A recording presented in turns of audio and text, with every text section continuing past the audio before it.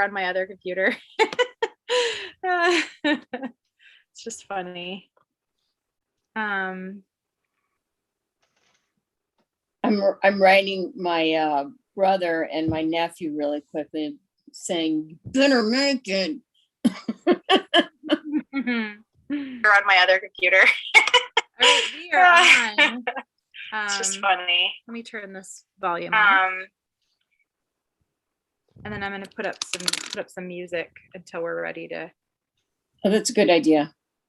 To play, so that it's not just listening to us talk.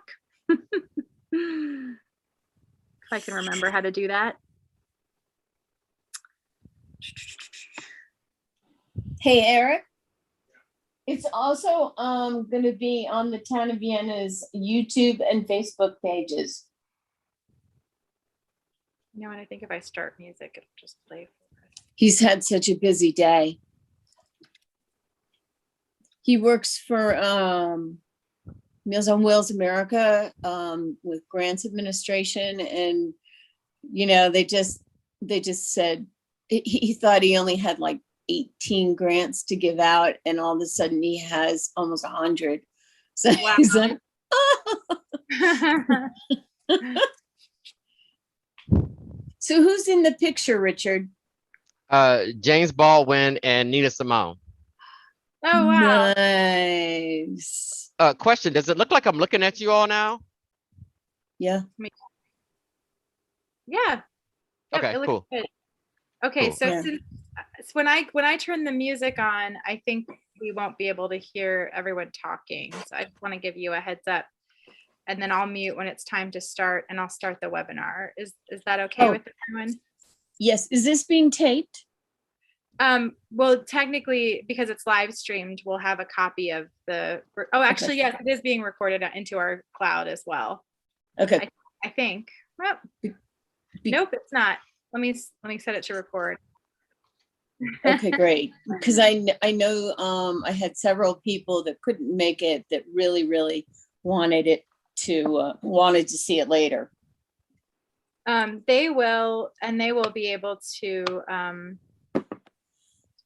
Let's see how this sounds. See it on YouTube and Facebook.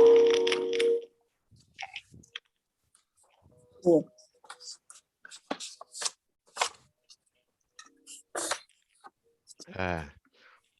Okay. I really do need to get a good Ancestors mug so that when I'm doing these things, I can show my own products rather than promoting other organizations. Yeah. Well, I mean, I'm always promoting Barack Obama. So. I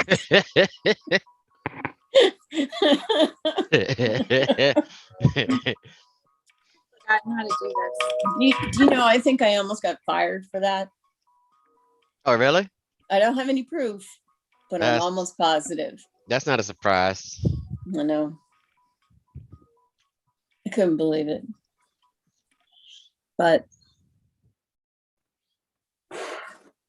that's the way of the world. My 12-year-old just got here from my mom, so now she can maybe hear some of the stuff I say. I don't know. She got her headset in, so she over there listen. Okay, she just looked at me so she can hear me. Okay, never mind. Okay, good.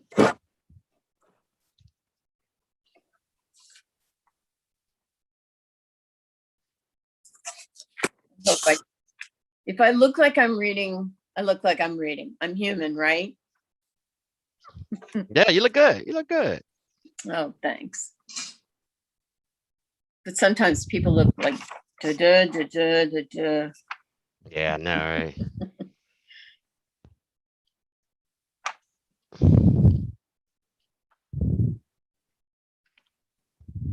I think this will be fun, Richard. Oh yeah, you know, I'm just loosening up. So we about to get real about to get really real today. Yeah, really real. Excited. So I've been chomping at the bit for this for a while. For sure. Okay. My nephew just got in Newsweek talking about education. Oh, really? Yeah. I'll send it to you later.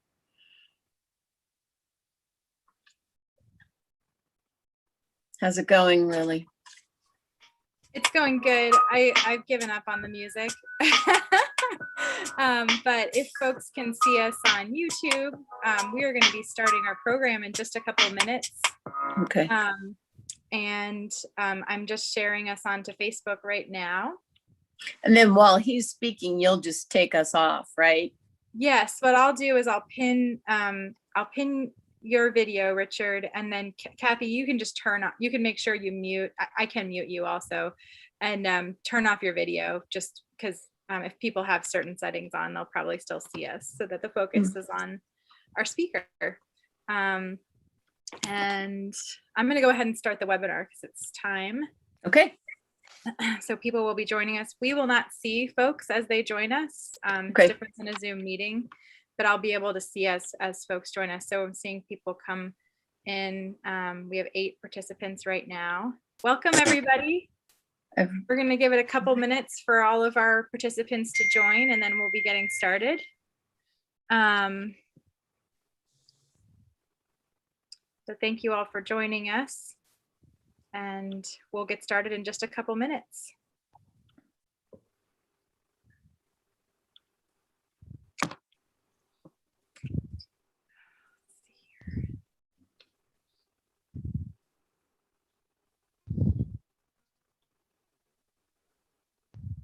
Thanks.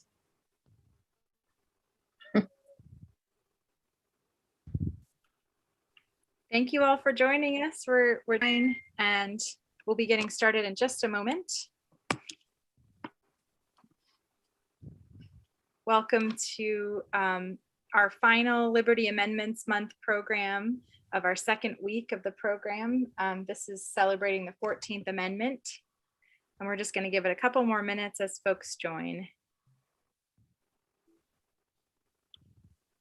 And if you know people who are hoping to watch our lecture today, they can watch on YouTube, as well as I'm sharing the link on Facebook right now.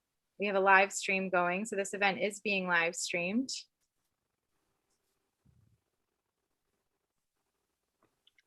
And I'll put the link into our chat.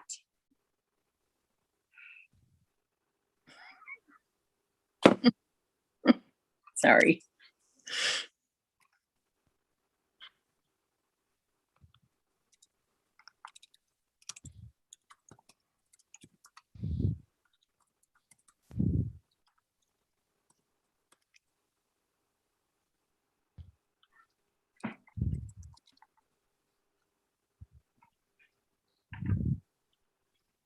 Okay.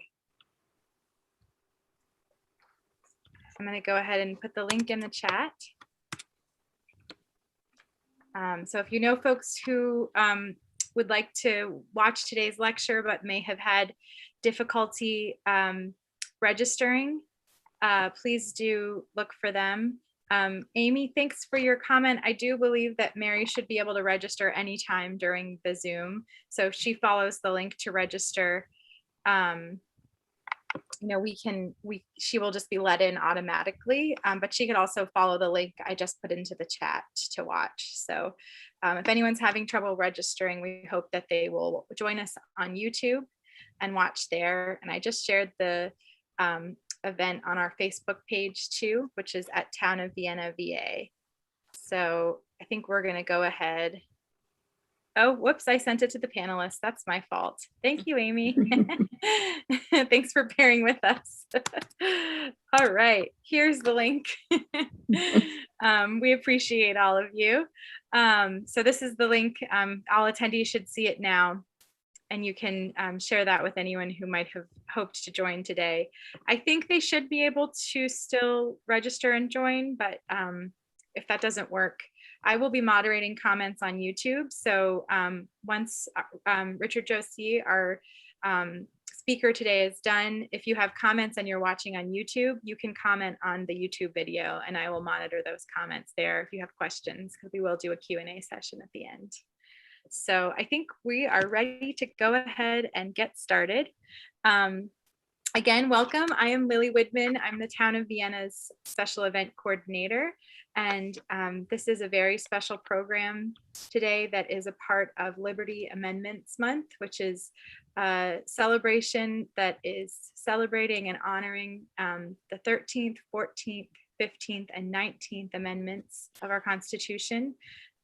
Each week we are learning about and celebrating and looking forward as we explore a new amendment. And this week we are learning about the 14th Amendment to the Constitution. And I am very pleased to be here with my friend and fellow committee member, Kathy Hardman. So she has been on the Liberty Amendments Month Planning Committee. She's also the secretary of HVI, and she is going to introduce our speaker. Before I turn it over to her, I do want to invite everyone to take a look at our calendar. We have lots of wonderful events coming up. And I'm going to put a link in the chat that will go to panelists and attendees so that you can see all of the other things we have coming up. Do stay tuned at the very end. We'd love to have your questions, and Richard will be answering questions at the end. So don't sign off, please. We want to hear from you. And now I'm going to turn it over to Kathy. Thanks, Kathy. Hello, I'm Kathy Hardman, Secretary of Historic Vienna, Inc. Thanks for joining us in celebrating Week 2 of Liberty Amendments Month. Week 2 is focused on the 14th Amendment, citizenship and civil rights. Many of you know I take citizenship as a Vienna resident and this country and also this earth very seriously. Plus, civil rights joins citizenship hand in hand, and I have been an advocate for civil rights pretty much my entire life, at least since I could talk, I think. I was introduced to Richard Josey through Virginia Association of Museums earlier in the year at their virtual conference. He was the keynote speaker, and his presentation was entitled Becoming More Inclusive in 2021 and Beyond. As soon as his presentation was over, I knew he would be a perfect fit for Liberty Amendments Month, and particularly for the 14th Amendment. Richard Josey is the founder and principal consultant for Collective Journeys, LLC. As a nationally recognized facilitator, interpreter, and equity, inclusion, and consultant, Richard has spent over 25 years in the history field. His current work centers on how museums and historical sites can become better venues for strangers to become less strange and places that mitigate trauma and promoting healing. Richard's work is guided by a question he heard from a Dakota elder, and I love this. What kind of ancestor, sorry, my cat. What kind of ancestor will you be? The critical question, it has encouraged thousands of public historians to work in a community development and transformation and intentional planning. He currently serves as a member of the American Association for State and Local Histories Governing Board and as the Diversity and Inclusion Committee Chair. Lastly, Richard is also a son, father, grandfather, brother, cousin, friend, and lover of hip hop, and champion of humanity, compassion, and grace. Today, Richard will present his current thoughts on what it takes for us to become good ancestors. So, Richard, have fun, enjoy. I hope everyone else enjoys you as much as I do. Thank you. Thank you. Thank you. I appreciate you. Thank you, Kathy. Peace and blessings to all of you all who are taking some time out today to hang out with us a little bit as we talk. I've got a few remarks, a few thoughts, hopefully to leave a considerable amount of time to hear from you all. And let's get into a dialogue a bit, because I find that, you know, as I should have told Kathy, I could talk for maybe a few hours, and yet that won't change anything until we start talking to each other and start getting to the to the core of some things. So first of all, greetings from Newport News, Virginia, where I'm located. First and foremost, I guess what I should do is I want to acknowledge that I'm speaking from the traditional land of the Powhatan and honor with gratitude the land itself and the people who have stewarded it throughout the generations. I also want to extend my gratitude and appreciation to Kathy and the planning committee for allowing me to join you all today to, I don't know, speak some things that's been going on in my mind. And it's been influenced by a lot of my work that I've done across the nation with historical organizations, nonprofits, and some for-profits as well. Before I get into the 14th Amendment and this idea of becoming good ancestors, let me just unpack some of this ancestor idea a little bit and where this came from.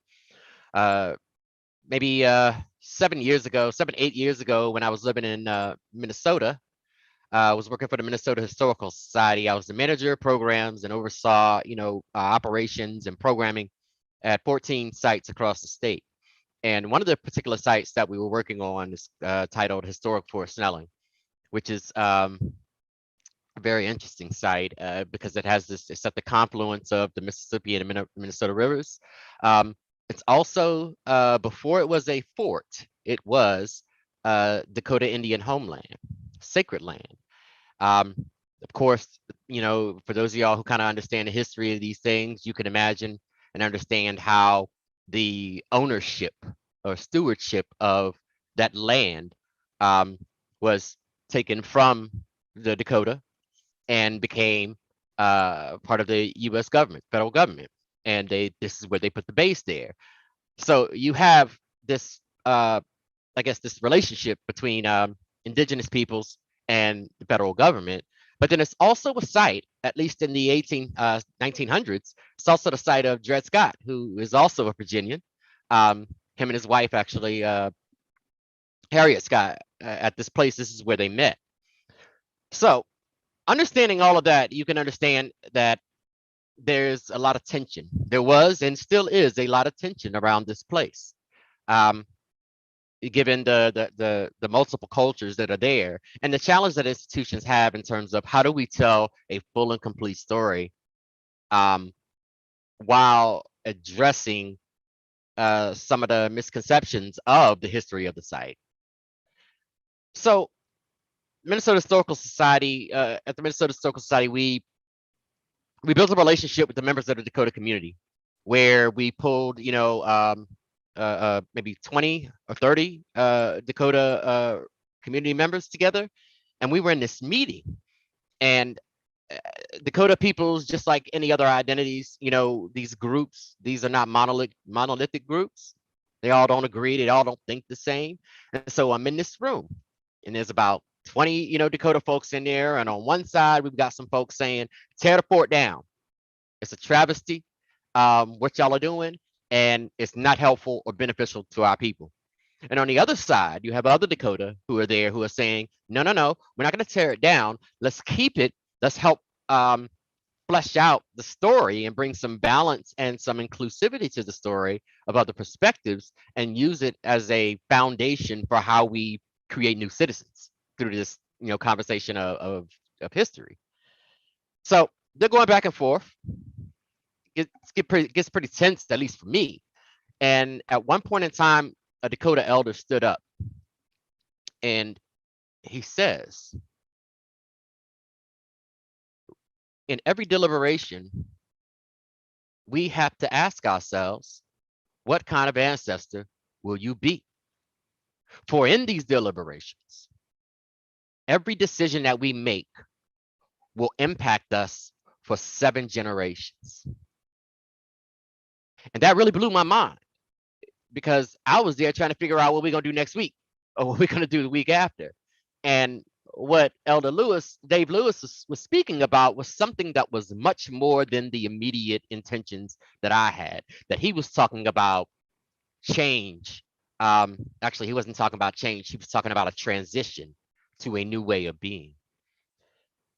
And that was powerful for me because in essence, this is really about ensuring that we're intentional in our actions today in order to create what we want the future to be rather than just reacting to what's happening to us at any given moment.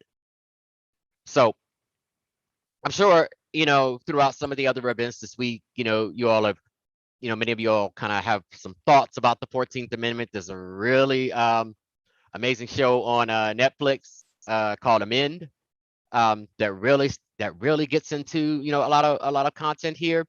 I appreciate the 14th Amendment, and because this is part of the history that I fear is most overlooked, and it's connecting to this sort of Reconstruction era. It's overlooked, but it's relevant. But when I think of the 14th Amendment, there's three things that come to mind for me. That it establishes this definition of rights and citizenship in the United States. I'm also finding that it's this sort of rebirth of democracy. And many scholars are framing it as this sort of second founding of the nation. But also, lastly, it seems to be one of the most relevant amendments to Americans' lives today. It was a solution to a problem. The Constitution, the original Constitution that was adopted, it assumed that there are citizens of the United States and of states. But other than Congress giving the power to naturalize, it doesn't explicitly provide a rule that tells us whether anyone is a citizen of either. And so you see this kind of being addressed through the articles.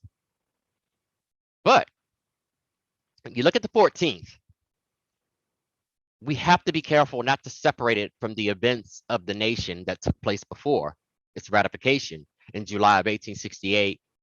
And we definitely don't want to overlook, the impact that it has on the future to come after that time frame. The 15th Amendment, which grants Black men the right to vote, and which, among other things, prompted this horrific sequence of events that in many ways normalized violence against anyone who was a threat to the order of what I'll call whiteness in America. So as we consider this granting of citizenship, and let me make sure I have my time right, so I'm working with my time right. As we consider this granting of citizenship to all persons born or naturalized in the United States, as we consider the guaranteed equal protection of the laws, as we consider those things, I ask, what kind of ancestor will you be? For every decision we make today will affect us for 7 generations.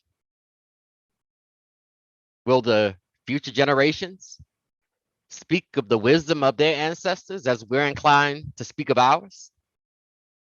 I mean, it's relevant and even part of wisdom to ask, not only are we being good citizens of the nation and the world, but are we being good ancestors? Over the course of history, humans have so altered the conditions of life on this planet for human and non-human alike. One scholar I was reading earlier today said that in many ways, we are co-authors of our destiny.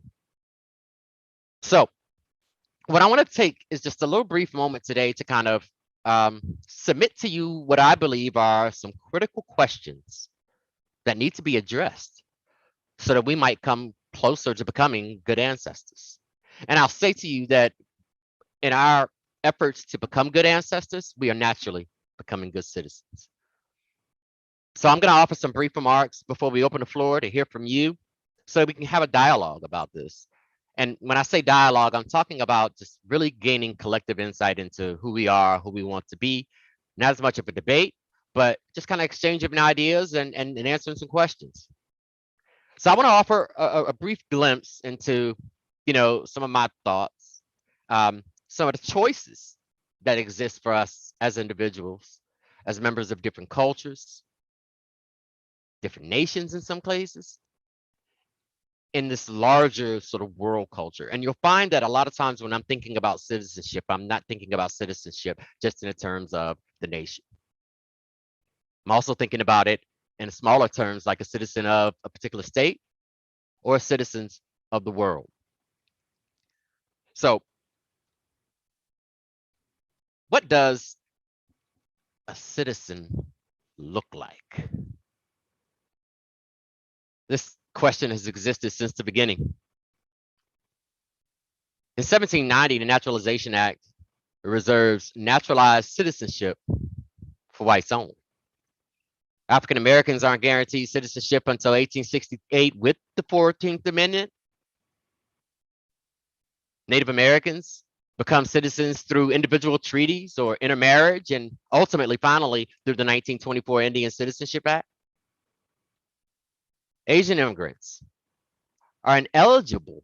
They're ineligible to citizenship until 1954, where there was the removal of all racial barriers to naturalization.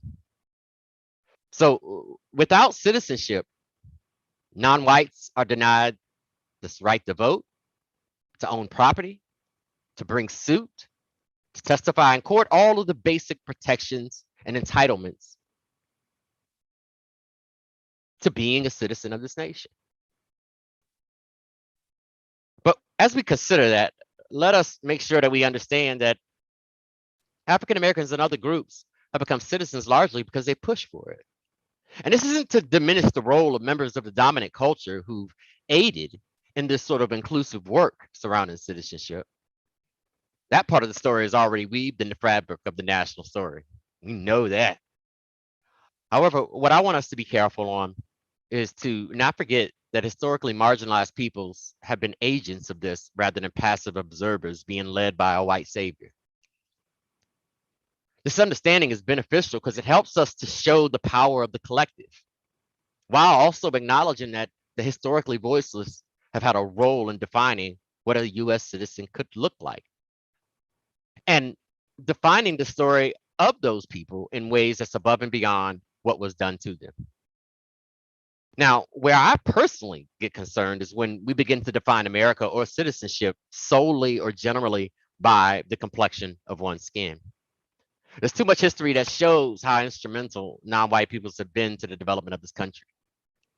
From involvement of every aspect of society, one will find advancements in our social condition coming from the efforts of those who were previously denied the benefits of citizenship. Many of these people who contributed to this country before being citizens, many of them operated as citizens before they were called such. But then that kind of gets to my next critical question. My next critical question: how does a citizen behave? Now, generally, when I hear this question, I go to the typical rights. How do they behave? They have the freedom to express themselves, the freedom to worship as they please, the right to a prompt and fair trial by a jury, right to vote, right to apply for federal employment where it requires citizenship. You can run for office. Freedom to pursue life, liberty, and the pursuit of happiness. I looked online to see where I could find some other answers to this question, and I started seeing some of the responsibilities of a citizen, like support and defend the Constitution, participate in the democratic process, respect and obey federal, state, and local laws, pay income and other taxes, serve on the jury when called, defend the country if the need should arise. We know these things pretty well. However, there's some key ideas that I found in my work as a consultant across the country. I'm talking to different organizations about inclusive behaviors. There's a few that I gleaned from that work that I want to share with you all that kind of helped me think about where we could go. The first being is practice civility. The civility being this act of genuinely holding space for another individual while seeking to understand a perspective outside your own. There is no one of us that knows everything, but all of us collectively can know more than just the one of us. When I think about the civility, I'm not thinking about it as this sort of polite, polite way of interacting with each other. Being civil for many people is, disengaging from the tough topics. I'm saying the complete opposite. I'm saying that stability is what sees you through the tough conversations, helps you get the other side of the topics so that we can get to a certain point. And when I also think of stability, I'm thinking about this idea of dialogue, a dialogue where it's not as much about a debate where somebody wins and somebody doesn't win. I think a dialogue more is a vehicle to just really um, have some thought-provoking discussion around these topics, um, so that we can make sure that we've lifted up what the issues are, what the perspectives are, so that we can figure out, okay, now we know all of this. What do we do next? Where do we go from here? Civil dialogue doesn't seek a right answer or a wrong answer. It doesn't have this sort of winner or loss sort of approach. It's a welcoming approach, and it encourages a spectrum of different viewpoints. So I think we should practice civility. I also think we need to right wrongs. There's a lot of wrong that's happened in this nation. We need to do more than just apologize. We need to start talking about, what does restitution look like?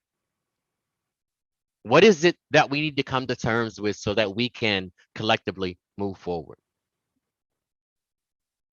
Far too many times when we start to look at the history of the past or just even recent events that's happened, far too many times we get into scenarios where we hear people deny that it's existing, or people are justifying the wrongs because of ego and pride, or in some cases, trying to cover up mistakes. My suggestion is, let's apologize quickly and let's take action to make restitution when possible. James Baldwin, literary giant in the early 20th century, he has this quote that I talk about, that I use often, and that I can't believe what you say because I see what you do. When we talk about right and wrongs, we're talking about understanding what the wrongs are, apologizing for it, but then also conducting action so that we can deal with it, so that we can stop and mitigate the effects that it has in future generations. I'm going to talk a little bit about that in a minute. Another behavior that I think we should really consider is this idea of confronting reality. We got to take these tough issues and we got to approach them head on. We've got to start looking at, how can we be more creative? How can we be more capable and really maximize the synergy of many of us so that we can start to solve the problems rather than continuing to debate on what these problems are? We got to stop ignoring stuff. We got to be far better to address these real issues and really get into some of these uncomfortable topics so that we can normalize the business of being problem solvers for the whole of us. With this confronting reality, I also think about this idea of practicing accountability. And in the work that I'm in, I oftentimes, I'm talking to, frontline employees, and they're generally talking about, where the leadership is falling short or anything of that nature. And then sometimes when I talk to the leadership is talking about where the frontline staff are falling short. And when I'm thinking about accountability, I'm thinking about it in two ways. One, how do I holding myself accountable and holding others accountable? These two things have to exist, and every single one of us has to engage in this action because this is how trust is generated. Many of our issues right now are based in levels of distrust, and rightfully so. When you look at the history of this nation and particular events, it's reasonable to stand why there is a level of mistrust. But we have to hold ourselves accountable and hold others accountable. One of the bigger challenges for us is how we communicate. And I can't tell you how many conversations I've been in where I can tell you that when I am talking to someone, I can tell that they aren't hearing me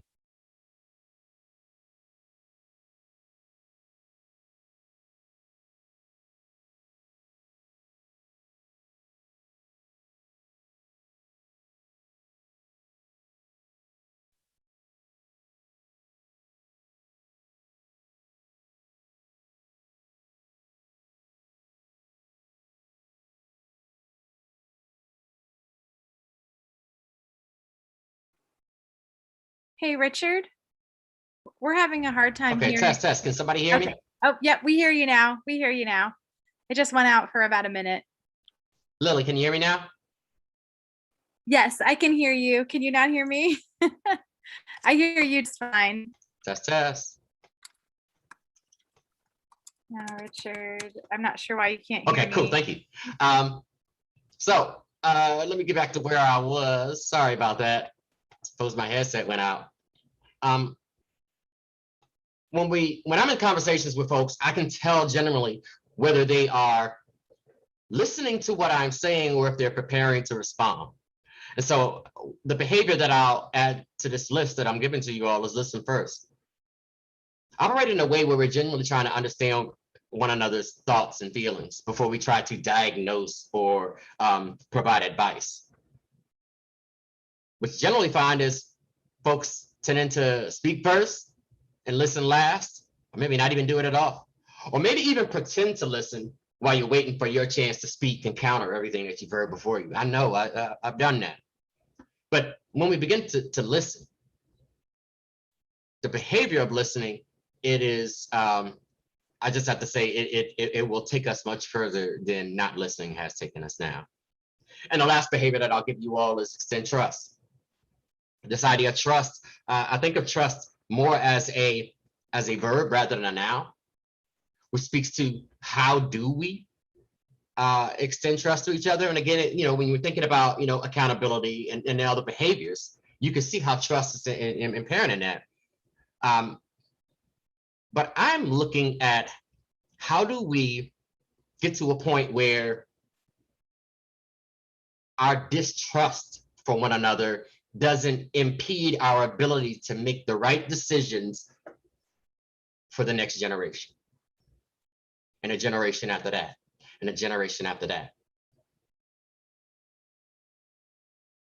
Sometimes maybe you have to give trust conditionally to those who are earning the trust and extend it to those who have already earned it. But in either case, this is work that we really got to engage in. And these are some behaviors that, again, I generally speak to a lot of organizations around the country talking about how to create a more inclusive environment. And what we're talking about here is when we're thinking about citizenship, how do we break the barriers that we have of the past so that we can have an inclusive citizenry, not just by our viewpoint, but by their behaviors, by how they act, by how what they expect from each other, the government, and the like. I have one more question, and then I'll pause because I see some questions in the chat, and I want to hear from you all as well. How do I say this? As we can easily acknowledge that there has been a long-standing history where there has been a lot of harm done to individuals and to groups. And so my question is, what needs to happen so we do no more harm? In many ways, I think it's incumbent in the language that we use, the sensitivity and the care that we take when we're talking about various things. I think it's also manifested in the way that we think. I'm telling kids and every day to build a habit of being curious rather than trying to become an expert. I've been doing museum stuff for almost 30 years. Spent half of that time frame working at Colonial Williamsburg, talking about the American Revolution. I can talk about the American Revolution all day long and still not know it all. And that's with anything. And so I've personally embodied this sort of idea that I am smart enough to know that I don't know it all.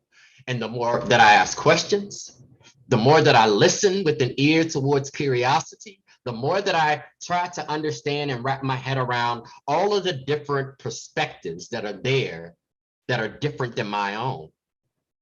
And to allow those perspectives to be valid, even if they are inaccurate, as you relate towards, the history or, the perspectives of different people, that the better that we are at living a life of being curious, the more we are at gaining a more worldview of any one of these issues, whether it's housing, whether it's relationships between police and communities, especially communities of color, whether it's talking about, how do we think about the economy and the history of how, economically disadvantaged communities have been in the position that they're in.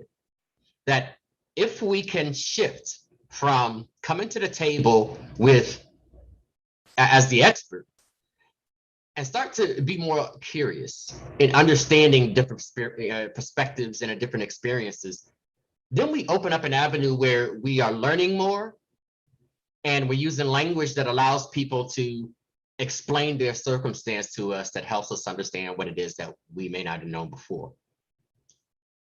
Do no harm. There are many people in this state, in this nation, in this world that have been traumatized throughout the ages. And intergenerational trauma travels in the DNA.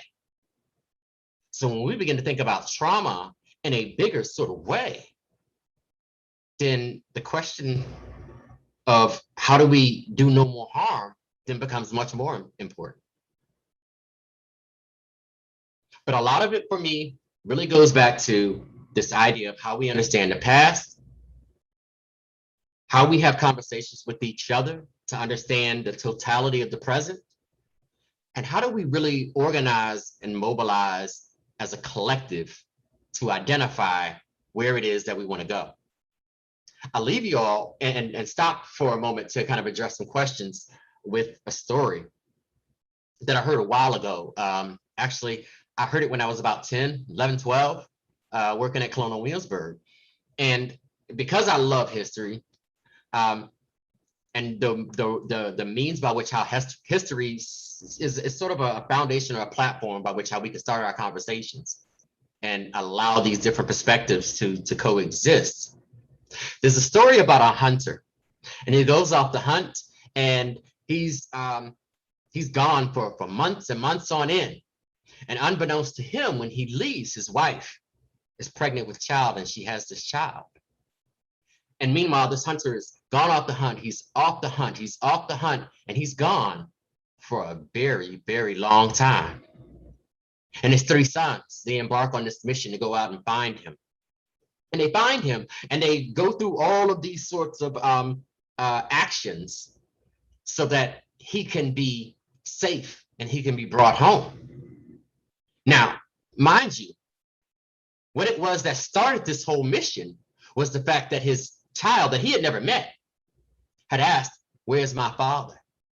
And it was that question that prompted those sons to go off and try to find him. And so they found him and they brought him back.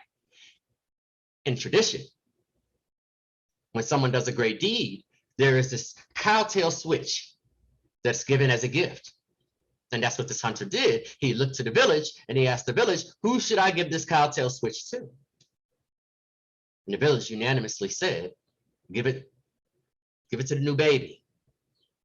And he couldn't understand why. He said, why? My sons, they were the ones who came and actually saved me.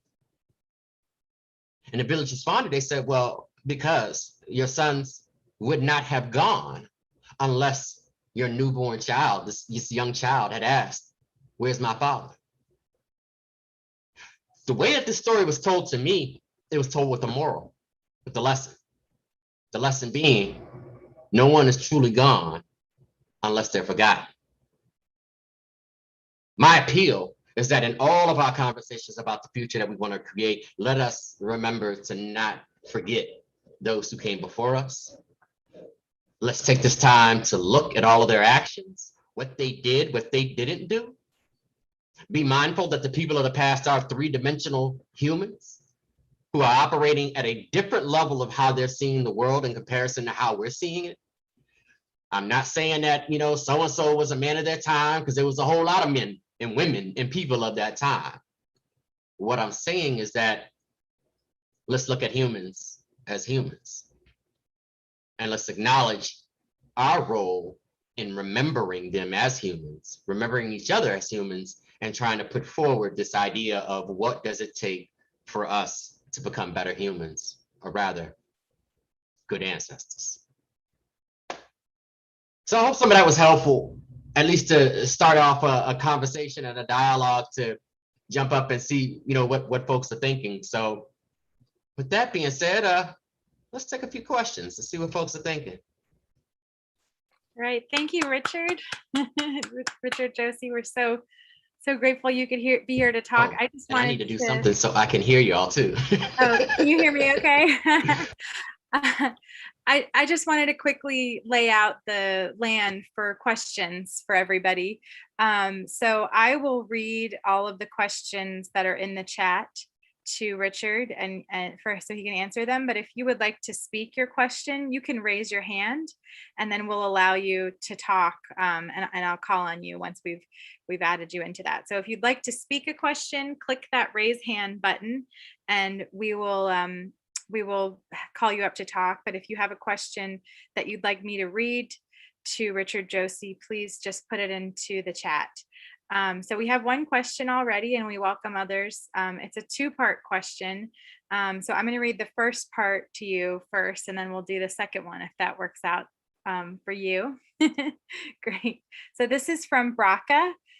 Let me know if I got your name pronounced wrong because I'll fix it on the audio if you want to send that to me.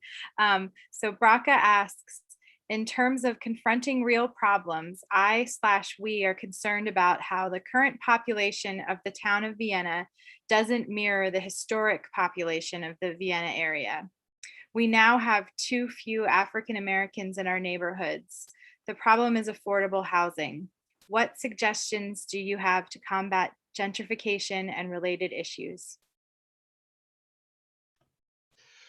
Great question. I'm actually working on a job out in Austin now where we're having this same sort of conversation. I think a lot of this really, for me, stems around who is it that's, so one, I'm a fan of sort of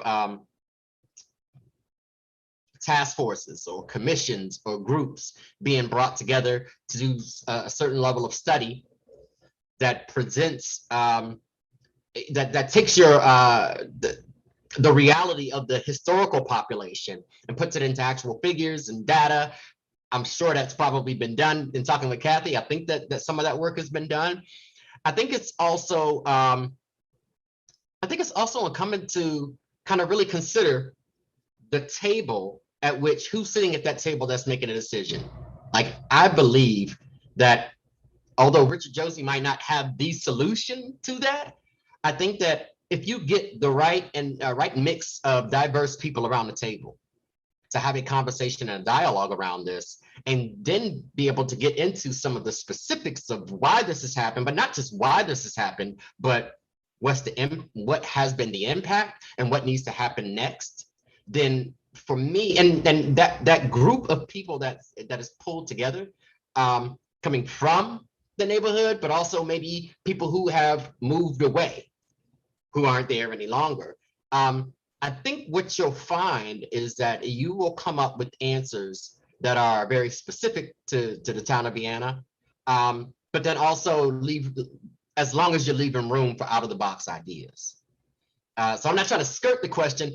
What I'm trying to do is to exhibit how something like this can really be in the hands of citizens, people who are directly connected to the unique circumstances there, and start talking about, okay, what does this need to look like moving to the future?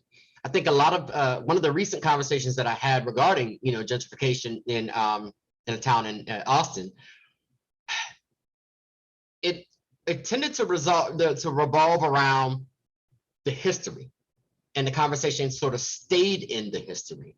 And I think that's where I get a little concerned, is that when we're just talking about the history, we don't get to a point of talking about, okay, so understanding that history, what do we do next? So that would be my suggestion, is to really put a commission or a group of people together with some level of power, to kind of unpack this a little bit and identify specific solutions.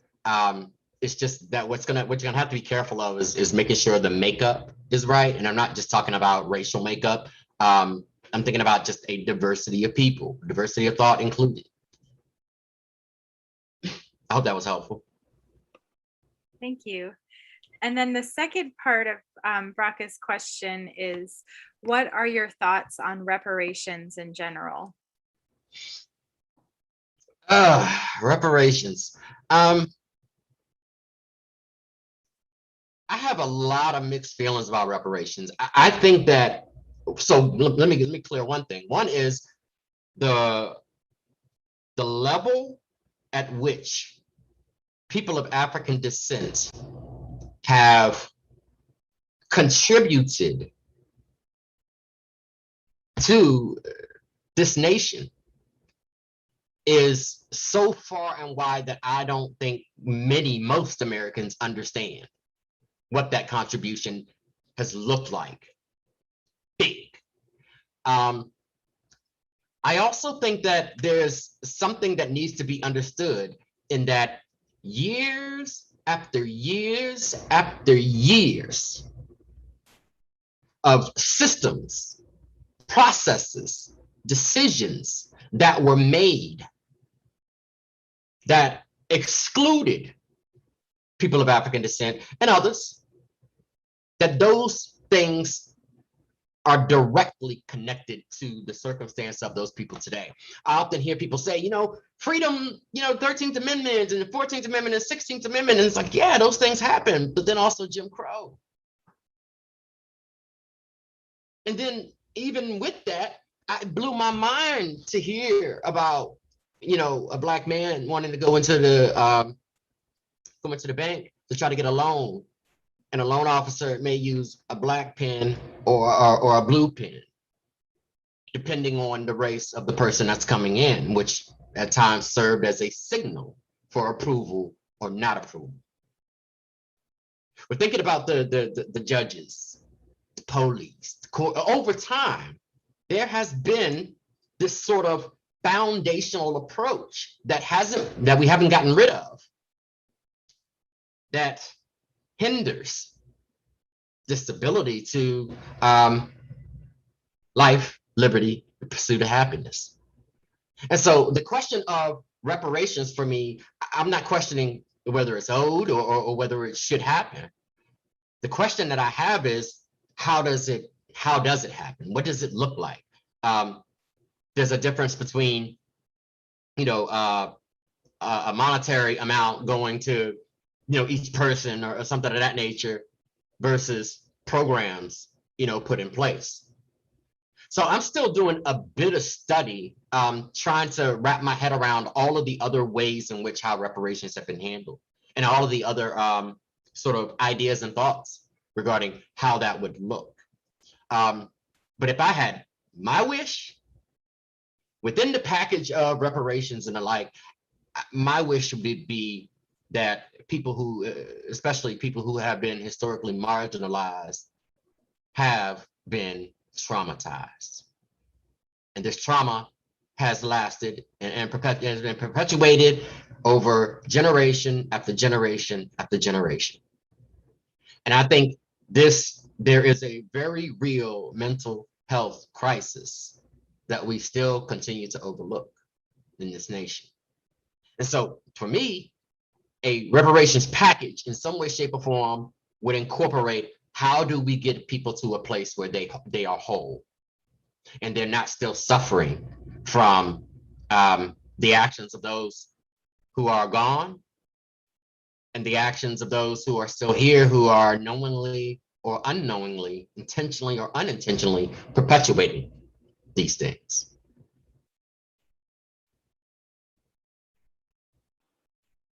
Thank you. So I have a question from Amy in the chat now.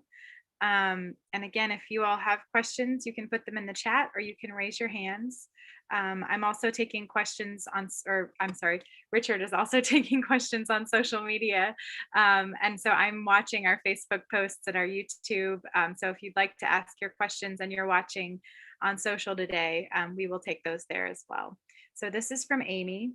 Amy says, a dilemma the drafters of the Constitution struggled with is the extent to which citizens act in their own private best interests versus acting to improve the best interest of the community. How can a democracy motivate, educate citizens to behave in ways that promote collective benefits. An example is the different ways people prioritize or don't climate-related actions.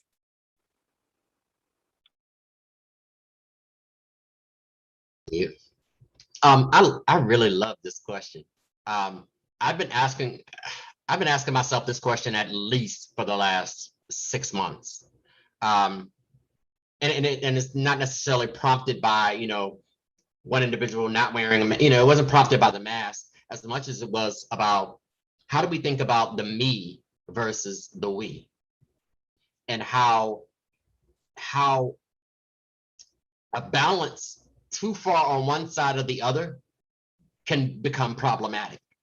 I think of the same thing when I think of, especially, you know, within this pandemic, I think of the same thing when we talk about self-care and how sometimes self-care can get to a point where it becomes selfish, and not necessarily considering, you know, the collective. So when you say, how can a democracy motivate or educate people to get there? I think we've got to have a bit of a culture shift in that there is some incentive, some greater motivation, some greater acceptance or understanding that before I can get successful, we've all got to get to a certain place. In Minnesota, I spent a lot of time at the coffee shops. And I remember this one time I was outside of a coffee shop and I sat down and I talked to this man who was homeless. And it was a very interesting conversation. And he and I actually got into this sort of, you know, me versus we sort of piece, because his circumstance was largely surrounding not just his choices, but the choices that impacted him, that caused him to be in the situation that he was in. And so one of the things that I'm really considering now, and I'm still early in the stages, but you know, here we are, we're vulnerable, we're trying to figure it out. One of the things that I'm considering is, what does it look like when we collectively begin to prioritize taking care of or looking after the people who have the least amongst us, and not just the folks who can vote? And I'll say it a different way. Every election season, when we think about who the election and voting and the like is marketed to, as that's happening, we all ride around and we see the people who've lost their homes, the people who've lost their jobs, the people who are homeless. I had this thought that if we were to shift our priorities and shift our thoughts to making sure that we take care of them, especially our veterans. I won't say to the exclusion of others, but I just think about our veterans, that if we think about them and prioritize them, then doesn't that take care of all of us? I got to study that and read and think about that some more, but that's at least where I'm at now, is that to some extent, I want us to begin to shift to think about not just the middle class, but the classes under that. And how do we make sure that we take care of them? Because if we take care of them, then I think you'll get it back in the bigger picture for the collective we. And I would say the same thing in terms of, you know, climate related, you know, issues as well. For me, you know, climate related actions isn't a question of whether we should or shouldn't. For me, the question is, why haven't we yet? And what is it that we're arguing about that needs to be wrapped up so we can move forward and make sure that we are being good ancestors to the generation ahead of us? With that, there's also this need for us to really tackle this idea of knowledge and expertise and science. Sometimes it's frustrating because I feel like sometimes we spend a lot of time arguing over stuff that isn't necessarily doesn't require an argument. Facts are facts, and if we have the facts, then we should operate off of the facts. And I think that with climate control or just a variety of things. And I know there's some funk in the midst of all of that, but I just really think that if we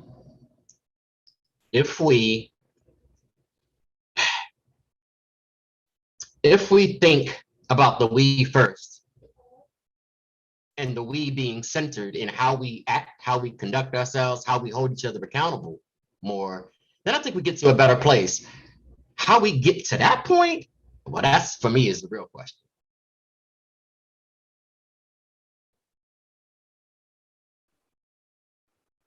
Thank you very much. And thank you, Amy and Braca, for your questions.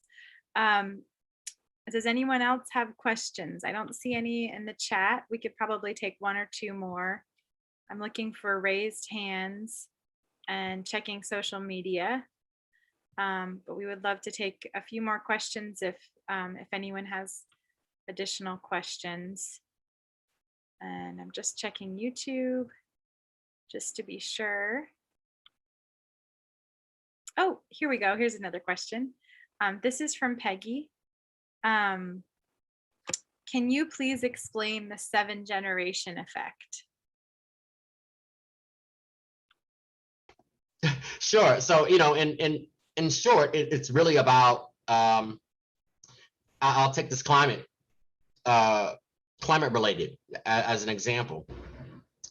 If whatever decision that we make or don't make regarding how we're going to, deal with, our usage of, certain materials and whatnot that have been shown to be damaging to the climate, our action or inaction right now, the effects of that will be seen at least, for 7 generations from now.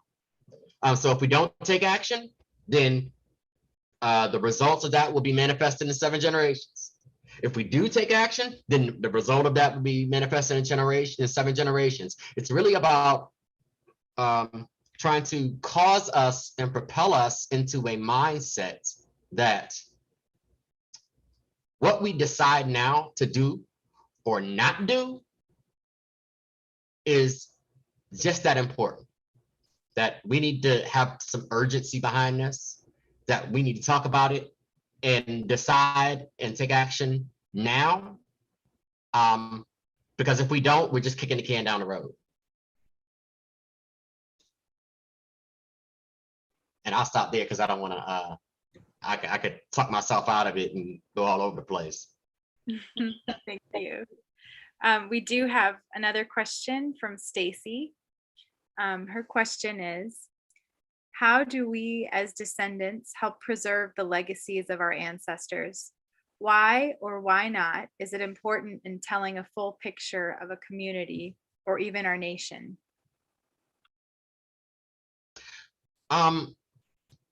Great question. I think there's a lot of wisdom in the elders, for one. The elders have stories that's been passed down to them. And I think first and foremost, we need to talk to the elders. We need to capture their experiences, their stories. We need to preserve those stories and those experiences, and we need to find a way to share them. Because I can tell you what happens when we don't do that. When we don't do that, then there's a gap in how we understand how we've come to be. There's a gap in understanding, why we are the way we are now or how we got here. And it's left to a bunch of other people to determine for us, what the history is.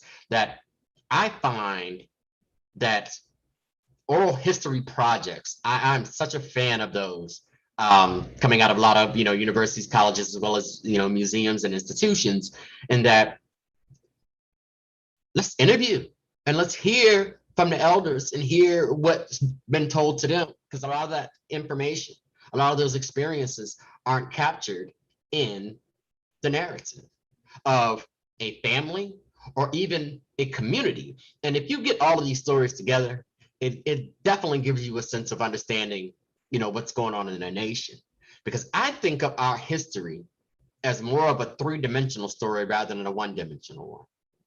The story of our nation is very complex. It's filled with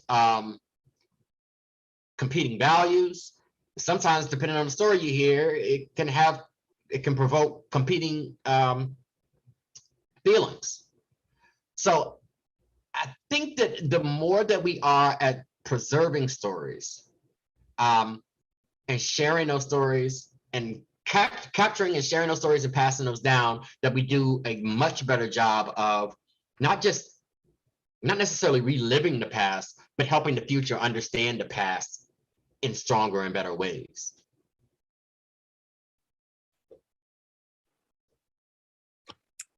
Thank you to Peggy, Stacy, and Kristen for your questions and comments. And then we have another question from Melinda Mays. Her question is, I am finding the power of story, listening to someone's story, helps me understand the difficulties and trauma experienced by others. How can we incorporate more in the public arena? I think we prioritize that.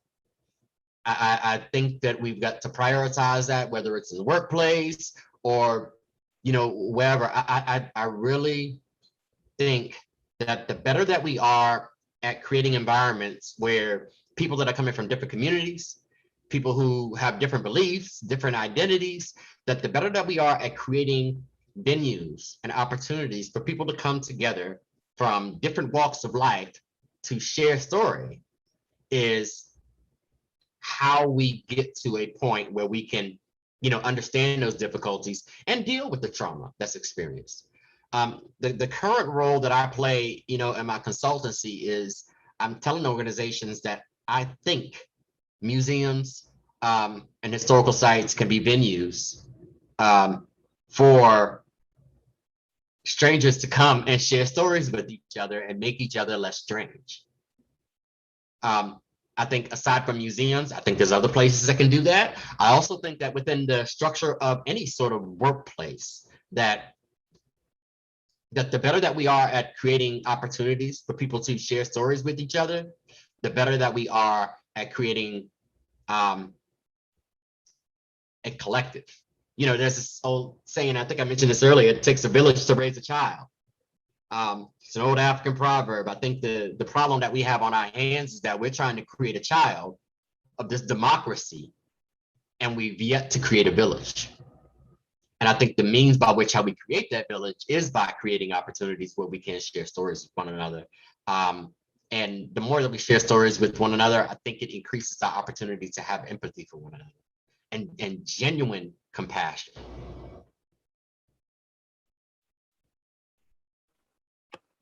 Thank you.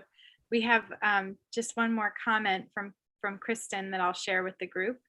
One thing I have found is that learning the histories of my ancestors and what they overcame gives me strength to confront my own challenges. Yeah, I agree with you, and the same here. And the more that I look at the histories of the ancestors, I find that the story the story gives me, just a complex range of emotions and feelings. Because we can talk about the horrors, the beatings, the selling of children, all of the things that happened to them. And then I'm also realizing that there's another piece of the story that speaks to, despite all of that, what they did for themselves, and how they handled adversity. And it is that handling of adversity, it is that strength, it is that wisdom that continues to come down from looking at those stories, that frankly helps me wake up each morning and say, okay, regardless of whatever it is going on, it's tough. My ancestors endured things that I can't even visualize at times. So for me, it is a push to persevere. It is a push to keep going. It's also a push for me to listen. It's also a push for me to be curious and be brave. So thank you for that. Wonderful. Well, I think we will close our Q&A session now, since we're at a little past 7, and I believe Kathy would like to say a few words to close the program, but I do want to, on behalf of the town of Vienna and everyone here, thank you so much for just an enlightening and inspiring program. The questions, I think, show how engaged and how you got us all thinking. So thank you so much. This was really, really special for all of us. Thank you. I'd like to thank you too, Richard. Every time I talk to you, I swear, I just think of your words and they swim in my head for days and days. And my hope is that that has happened to the attendees, and I appreciate everyone who came and, got to hear your wisdom. And hopefully we are working bit by bit to become good ancestors and better citizens. So I just can't thank you enough. And we'll be in touch. Perfect, thank you. Can I say one last thing? Sure. And that is, in the world of museums and historical sites, we spend a lot of time talking about the past. And when I think about the questions that were asked today, I truly appreciate those. Because these are the questions, that are going to help propel us to move forward. Talking about solutions to things now that are rooted in the past. And so as folks go to, I just want to say, keep asking those questions. Keep asking those questions. I'm going to say the chat, because the next few days I'm going to process some of the questions that you all asked, and so that I can consider what are the things that I haven't thought about that need to be thought about as I move forward. So keep asking those questions. And so thank you. I appreciate you. We got a lot of deep thinkers in Vienna. We do. We really do, which I love so much. So thank you. And I will be talking to them as well in person, because I know some of these people and it's lovely. Thank you. Okay. Oh, Richard, do you have a website that we can share with everyone before we sign off? Oh, sure. Collectivejourneys.org. It's all one word. I'm going to put it in. Are you able to see the chat? Hopefully I got that. Yep, that's it. That's it right Okay. there. So yeah, come check it out. And we got a little bit of content on there. We're getting ready to load some more on there. I got this new blog post that I'm putting up. So yeah, come check us out. Oh, okay. Thanks, Amy. So Richard Martin had posed the question that Amy asked. So thank you to Richard. Wonderful. Thank you. Thank you. All right. Well, again, thank you all for coming, and we hope you'll join us for some other Liberty Amendments Month programs between now and July 19. I did share the calendar in the chat, and our next event is tomorrow at 6 p.m. at the Town Green. That will be our kickoff event for the 15th Amendment week, and that's a Justice for All concert put on by the Vienna Presbyterian Church. So we hope to see you there. Thank and you Richard, you're always invited to come visit Vienna. Yes, we'd love to have you. Okay. Really would. Okay. All right. Talk to you later. Thank you very, very much. Good night, everybody.